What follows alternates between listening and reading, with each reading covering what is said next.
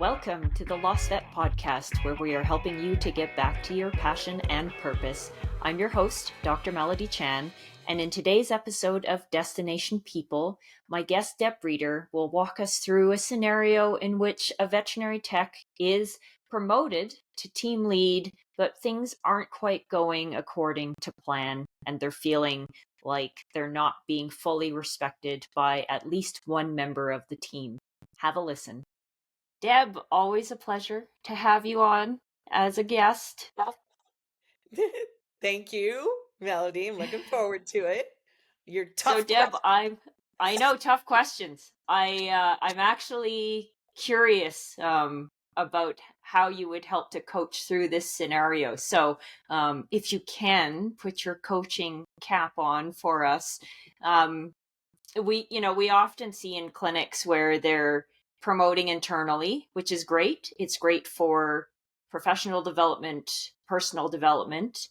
But sometimes it's tough for that person that gets promoted. And so specifically the scenario I'd like for you to talk us through is a registered veterinary technician or technologist that gets promoted to the team lead role for the other technicians in the clinic, and is feeling like they're having struggles with one particular individual who doesn't seem to be either respecting their new position because they used to be one of them, and is borderline rude, I'd say, just really giving this person a hard time. And so um how would you start, I guess, a coaching session with that technologist that's in this lead role now and is coming to you going, I just am not sure how to handle this person on my team?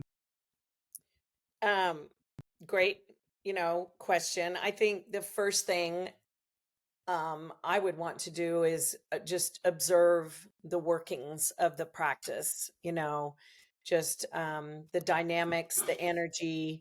Um, Oftentimes we think it's, perhaps just two individuals, and it could be actually the culture of that Mm-hmm. practice. And so I like to just, sit in the wings, if you will, a little bit, and just observe. And then, sitting down with this individual, I think it's difficult when you're part of the group and then you get elevated up. Yep. And I also feel like you have to have buy-in from your team for that um new position. And so, in this particular instance, it doesn't sound like that conversation happened.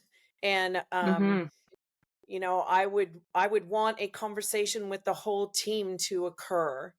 And so you can flesh out, some questions maybe somebody has, or, well, why did they get promoted and not me? And sometimes that's what the veterinarian, the practice owner, the practice was looking for. And, maybe the rest of the team isn't aware of that. Maybe there's a skill set that this particular person has that the others weren't aware of. Um, and then I also think it's part of the responsibility of this technician who gets the promotion and is in the leadership role to have those conversations with the individuals on their team. And just because you get promoted does not mean you're the best or better. You're filling a role. Mm-hmm. um and one of the worst things I think that can degrade morale in a practice is to promote a bad egg. Yeah. Yep. And your team knows if there is one, and I would challenge everyone to listen to the team.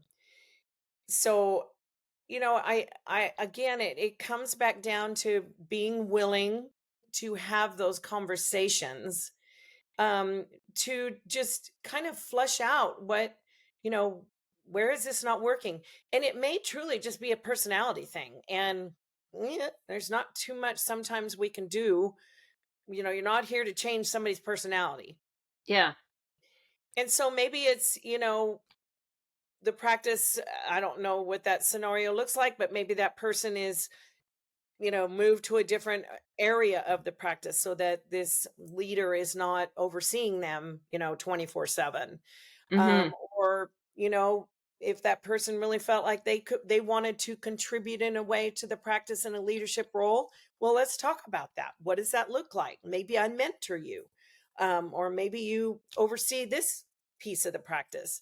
So it's making it work if all these individuals are truly dedicated to the practice, stellar employees, people you don't want to lose. Um then you have the tough conversations, and you try some things out. And if it's truly a personality, I don't like you, I don't want to work with you, I don't want you to be my leader, well, we all have choices. So Yeah. Yeah.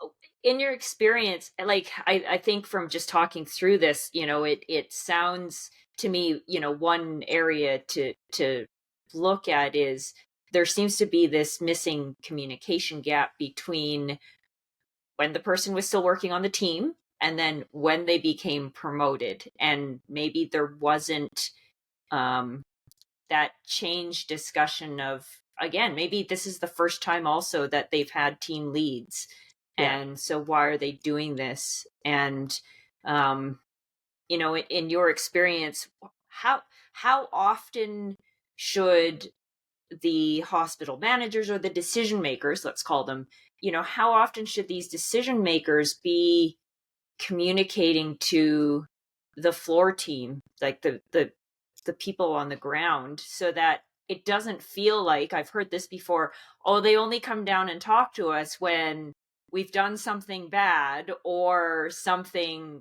big is about to happen. One of the most successful things I've seen in clinics, um, is rounds.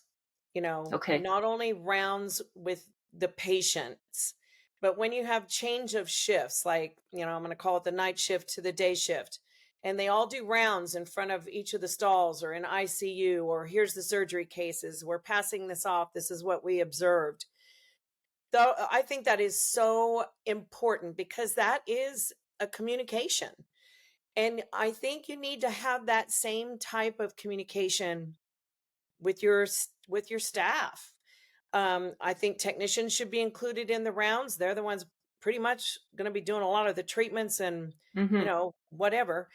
And you need to have that also with the staff on changes in procedures within your clinic. We are thinking of doing this. What are your thoughts? Yeah. Or, creating a quick little survey with your staff. What do you think about these scenarios or options or ideas? Or, give us your ideas. So many times, and I think this is where technicians and staff don't feel respected, is they're told this is Mm. what's happening and it's going to happen to you and you had no voice. Yeah. That, again, the golden rule, would you want that to happen to you? No.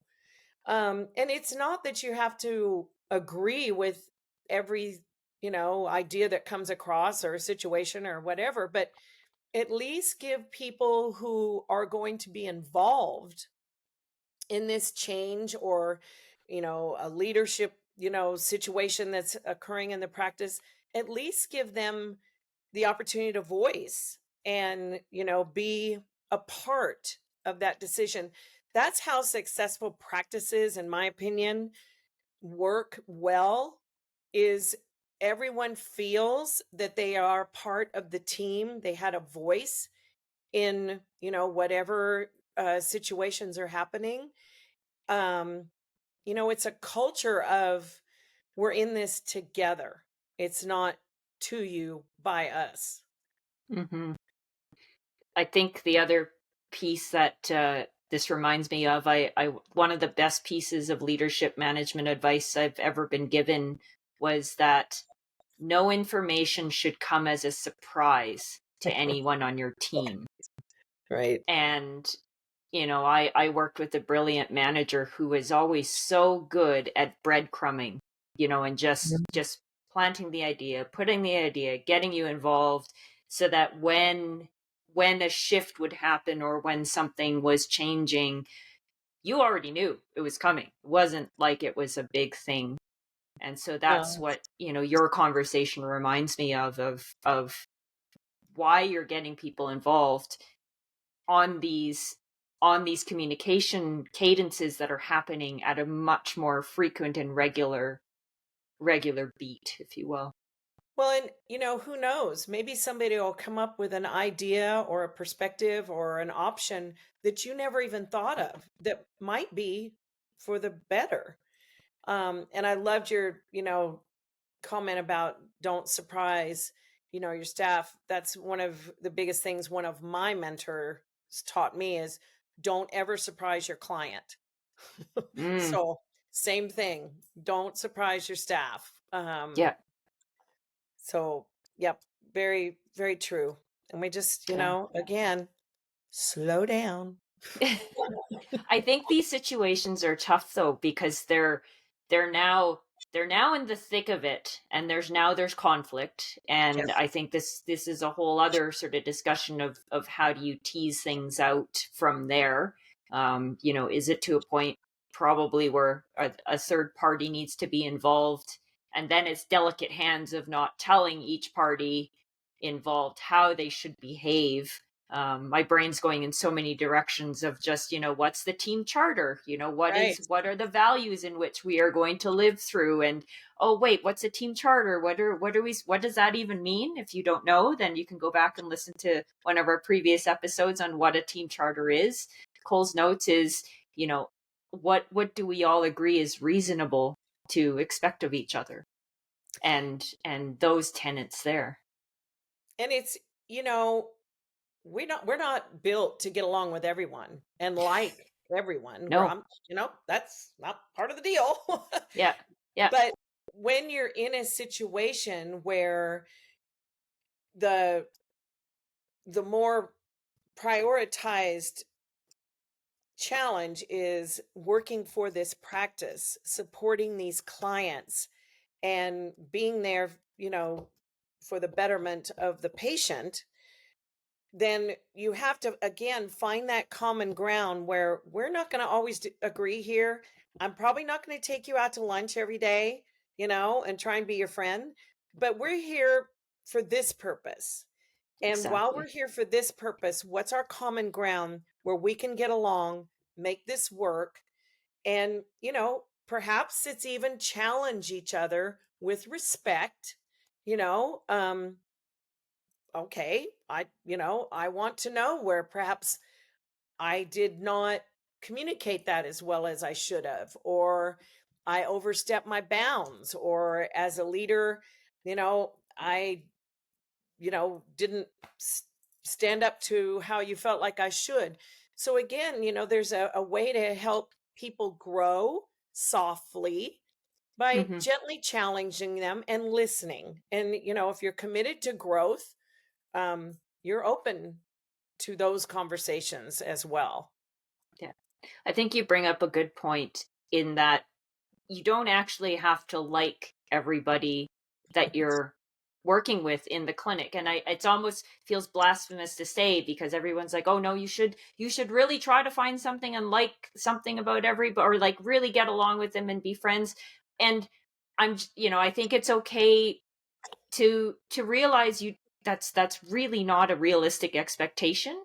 However, as you said, if the team has very clear objectives as to what Yes. you're all striving for together, you absolutely can respectfully work together. And I think Yes. that's the key point there. These are always tricky situations, and I was happy to have Deb put in her perspective to this scenario. I think for me, the main take home is really understanding in this situation what were the steps leading up to this vet tech being promoted to a team lead. And the main take home, I think, for me is that making sure the decision makers, the leadership team involved the whole technician team along the way in helping them to understand maybe perhaps if this was a new role, why a team lead position is necessary and what they're hoping to achieve. And then the process in which they would be selecting a new person for this role. Because as Deb said, it's not necessarily that the person's better or the best, but perhaps has a skill set that really fits what is needed for that particular role at that time. And making sure to involve the team along the way. Oftentimes in clinics, we have these situations where the floor team is just being told what is going to happen.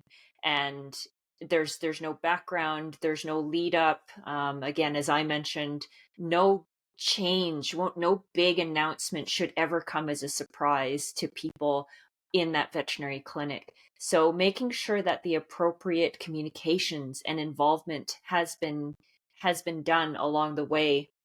Again, thinking about how you would feel if you were just told something is being done, versus, feeling like you're all in this together and that you have a voice in what's happening and contributing some of those ideas. I think the other piece that we didn't touch on that I'm thinking about now is making sure that the person that you've promoted to a new leadership role also has the appropriate coaching and mentoring. Because oftentimes, again, as Deb mentioned, we throw people into these new leadership roles and go, okay, you sort it out with your team. So again, that's where a program like the Lost Vet and thinking about having a third party coaching and mentoring program specifically for the people skills and the peopling, if you will, would really, really help in providing that extra guidance and support to help develop your people. Thanks for listening. Until next time.